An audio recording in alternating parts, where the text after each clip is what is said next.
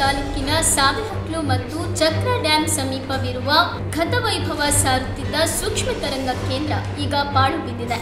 ದಶಕಗಳ ಹಿಂದೆ ಸುಮಾರು 2 ರಿಂದ 3 ಕೋಟಿ ವೆಚ್ಚದಲ್ಲಿ ಈ ಟವರ್ ಅನ್ನು ನಿರ್ಮಿಸಲಾಗಿತ್ತು.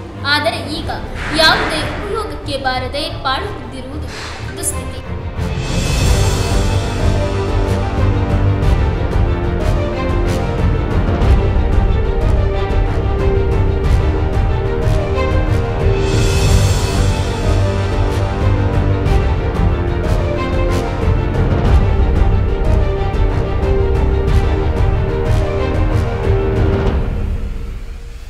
ಸುಮಾರು 30 ವರ್ಷಗಳ ಹಿಂದೆ ರಾಜ್ಯದಿಂದ ರಾಜ್ಯಕ್ಕೆ ಸಂಪರ್ಕ ಬೆಳೆಸುವ ಹಿನ್ನೆಲೆಯಲ್ಲಿ ಒಟ್ಟು 9 ಸೂಕ್ಷ್ಮ ತರಂಗ ಕೇಂದ್ರಗಳನ್ನು ನಿರ್ಮಿಸಲಾಗಿತ್ತು. ಅದರಲ್ಲಿ ಸಾವೆಹಕ್ಲು ಮತ್ತು ಚಕ್ರ ಡ್ಯಾಂ ಸಮೀಪವಿರುವ ಈ ಸೂಕ್ಷ್ಮ ತರಂಗ ಕೇಂದ್ರವು ಒಂದಾಗಿದೆ.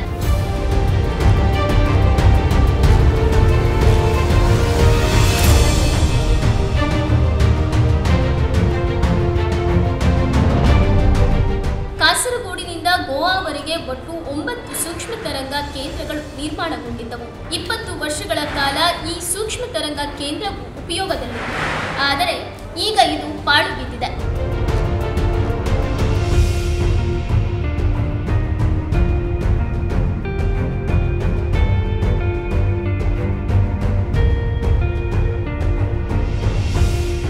ಚಕ್ರ ಪ್ರಾಜೆಕ್ಟ್ ನಡೆಯುವಾಗ ವಾಟ್ಗೋಡ್ ಎಂಬ ಗ್ರಾಮದಲ್ಲಿ ಭಾರತ್ ಸಂಚಾರಿ ನಿಗಮದವರು ಒಂದು ಟವರ್ ನಿರ್ಮಾಣ ಮಾಡಿದರು. ಇದು ಈ ಕಡೆ ಶಿರಾಳಕೊಪ್ಪ, ಹಾರನಹಳ್ಳಿಗೆ ಒಂದು, ನಗರದಲ್ಲಿ ಒಂದು, ಶಂಕರನಾಳದಲ್ಲಿ ಒಂದು, 3-4 ಟವರ್ಗಳನ್ನು ಮಾಡ್ತಾ ಹೋಗಿ ಇಡೀ ತಾಲೂಕಿಗೆ ಕನೆಕ್ಷನ್ ಆಗುವಂಥದ್ದು ಮಾಡಿದೆ.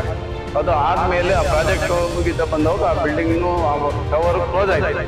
ಅದು ತುಂಬ ಉಪಯುಕ್ತವಾಗಿ ಕೋಟಿಗಟ್ಟಲೆ ರೂಪಾಯಿ ಹಾಕಿ ಮಾಡಿ ಆ ಗುಡ್ಡದ ಮೇಲೆ ರೋಡನ್ನು ಮಾಡಿ ದೊಡ್ಡ ಬಿಲ್ಡಿಂಗ್ ಕಟ್ಟಿ, ಬಿಲ್ಡಿಂಗ್ ಕೂಡ ಬಹಳ ಚಂದ ಮಾಡಿ ಕಟ್ಟಿದೆ. ಆದ್ರೆ ಅದು ಪ್ರಾಜೆಕ್ಟ್ ಮುಗಿತಿದ್ದು ಆ ಬಿಲ್ಡಿಂಗ್ ಕೂಡ ಕೊಲಾಪ್ಸ್ ಆಗಿ ಈಗ ಅದರಲ್ಲಿ ಏನೂ ಇಟ್ಟಿಲ್ಲ, ಎಲ್ಲ ತಗೊಂಡೋಗ್ಬಿಟ್ಟಿದ್ದಾರೆ. ಈಗ ಟವರ್ ಇದೆ, ಇನ್ನೊಂದು ಸ್ವಲ್ಪ ದಿವಸ ಆದ್ರೆ ಆ ಟವರ್ನ ಕೂಡ ಕಟ್ ಮಾಡಿ ತಗೊಂಡೋಗ್ತಾರೆ. ಅದಕ್ಕೆ ಈ ತಾಲೂಕಿಗೆ ಇಡೀ ತಾಲೂಕು ಕನೆಕ್ಷನ್ ಬರಬೇಕಾದ್ರೆ ಅದಕ್ಕೆ BSNL ಕನೆಕ್ಷನ್ ಮಾಡಿದರೆ ಯಾವುದೇ ಪ್ರಾಬ್ಲಮ್ ಇಲ್ಲ, ಎಲ್ಲ ಇಲ್ಲಿ ಏನು ಬರ್ತಾರೆ ಅವ್ರದ್ದು ಕನೆಕ್ಷನ್ ಮಾಡ್ಬೋದು ಅಂತ ನನ್ನ ಅಭಿಪ್ರಾಯ.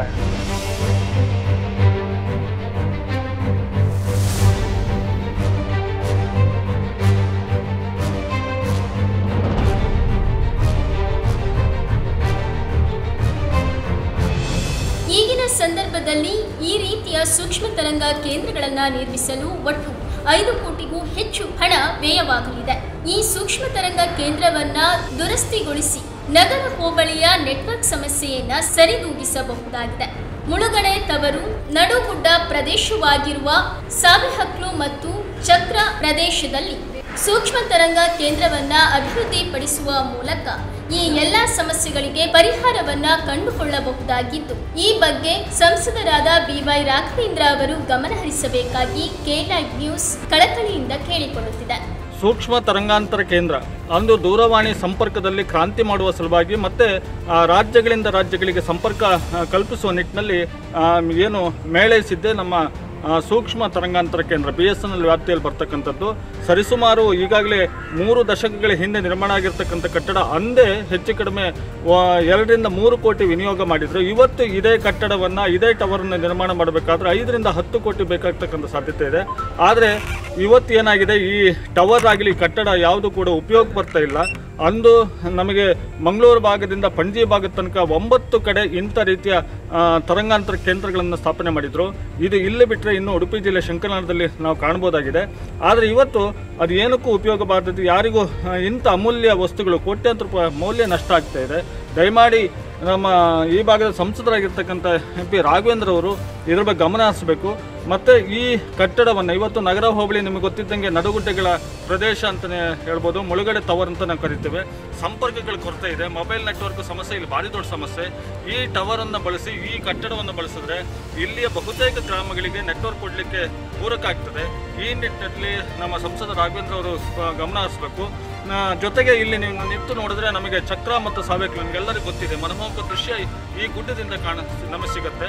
ಇದು ನಗರದಿಂದ ಬರೀ ಸುಮಾರು ಒಂದು 8 ಕಿಲೋಮೀಟರ್ ದೂರದಲ್ಲಿ ಇರ್ತಕ್ಕಂಥ ಪ್ಲೇಸ್. ಇದು ಪ್ರವಾಸೋದ್ಯಮವಾಗಿ ಕೂಡ ಇದನ್ನು ಅಭಿವೃದ್ಧಿ ಮಾಡ್ತಕ್ಕಂಥ ಎಲ್ಲ ಅವಕಾಶಗಳು ಇಲ್ಲಿದೆ. ದಯಮಾಡಿ ಈಗ BSNL ಇಲಾಖೆಯನ್ನು ಅಥವಾ ಸಂಸದ ರಾಘವೇಂದ್ರರು ಸಂಪರ್ಕಿಸಿ ಇದನ್ನು ಉಪಯೋಗಕ್ಕೆ ಬರುವ ರೀತಿಯಲ್ಲಿ ಗಮನವನ್ನು ಹರಿಸಬೇಕು ಅಂತೇಳಿ ಈ ಸಂದರ್ಭದಲ್ಲಿ ಕೇಳ್ಕೊಳ್ತೇನೆ.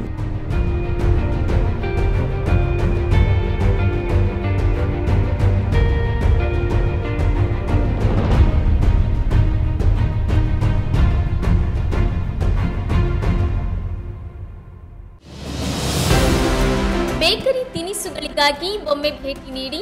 Iyengar new SP bakery, Jain compound ಎದುರು, ಲಕ್ಷ್ಮೀ ಟಾಕೀಸ್ ಹತ್ತಿರ, ಶಿವಮೊಗ್ಗ.